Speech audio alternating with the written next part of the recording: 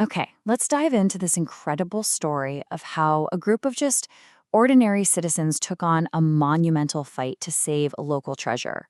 And this isn't just a story about a piece of land, it's really about the power of a community that gets sparked into action. The entire story of Upper Newport Bay really hinges on this one word, a catalyst. It's something that sparks a change or just speeds up a process. And in this story, the catalyst wasn't some chemical in a lab, but a simple, really powerful emotion, the fear of losing something beautiful. So, to really understand the fight, we first need to see what they were fighting for. We're talking about a nearly untouched natural wonderland right in the heart of a rapidly growing Orange County. This was the prize, the whole reason it all began. For residents like the Robinsons, who showed up in the mid-50s, the Back Bay was this pristine estuary. It was a sanctuary, and honestly, an idyllic playground. It wasn't just a nice view. It was a way of life, a connection to a wilder California that was, frankly, disappearing fast. I mean, it was a place of just immense natural beauty, home to countless species of birds, fish, and wildlife, all thriving in the saltwater marsh. This wasn't just empty land waiting for something to be built on it. It was a complex, living ecosystem, a really vital piece of the coastal environment. But this paradise was, well, abruptly threatened. In 1962, the first signs of trouble appeared.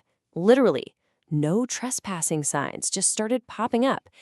And then the landowner, the Irvine Company, revealed these really ambitious plans for development, and just like that, the battle lines were drawn. And this set the stage for a conflict that would go on for decades, pitting a super powerful developer with a vision of progress and profit against a small but really determined group of neighbors who had a totally different vision, one of preservation. The two sides had completely opposite ideas for the future of the bay, which made the stakes incredibly high. I mean, one side saw a huge private marina with exclusive waterfront homes. The other saw a public, priceless natural habitat that once it was gone could never, ever be replaced. And what's so fascinating is that Frank Robinson, one of the first people to fight back, he admitted their motivation wasn't some grand-scale environmentalism at first. No, they simply wanted a beach for their kids to play on. It started with a very personal, very human desire. And incredibly, this personal frustration, this bellyache, as he called it, that became the catalyst for one of the region's most significant and hard-fought environmental battles. It just goes to show you that massive movements can start from the simplest of sparks. So, how did this small group of neighbors organize themselves into a force to be reckoned with? Well, it all began by turning a personal grievance into a full-blown public crusade. At the very core of the movement were three couples, the Robinsons, the Coverdales, and the Marxes, who joined forces to intervene legally. They were kind of like the original Three Amigos, and they were supported by other key people who brought their own unique skills and passion to the fight. See, they didn't just complain, they got organized. They lectured, they wrote letters, they held meetings. They basically turned their personal fight into a true community-wide movement that captured the attention of people all across the county. The real turning point became crystal clear during a nature walk. Get this, despite a total downpour, over 1,000 people showed up. 1,000! That's when you know it's not just a handful of activists anymore. This was a widespread public movement. Their fight moved from the mudflat straight into the courtroom, where they faced a devastating initial defeat in 1970. But they didn't give up, no way. They appealed, and in 1973, they achieved a stunning reversal. It was a legal victory that changed absolutely everything.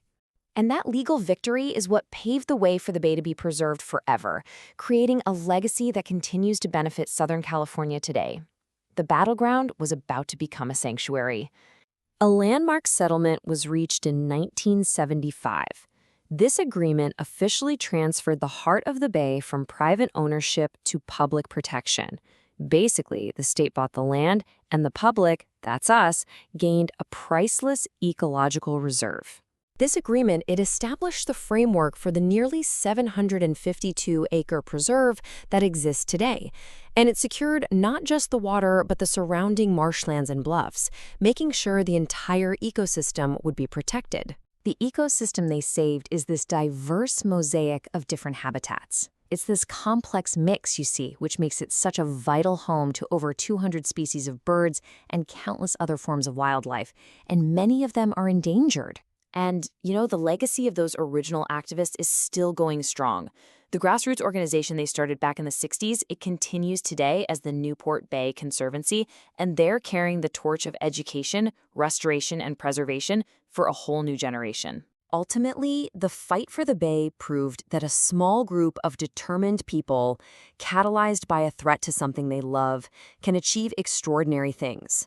It's a really powerful lesson in civic action.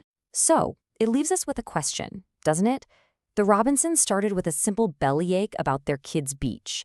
So what's the thing in your world you care about that much? What catalyst for change is just waiting for you?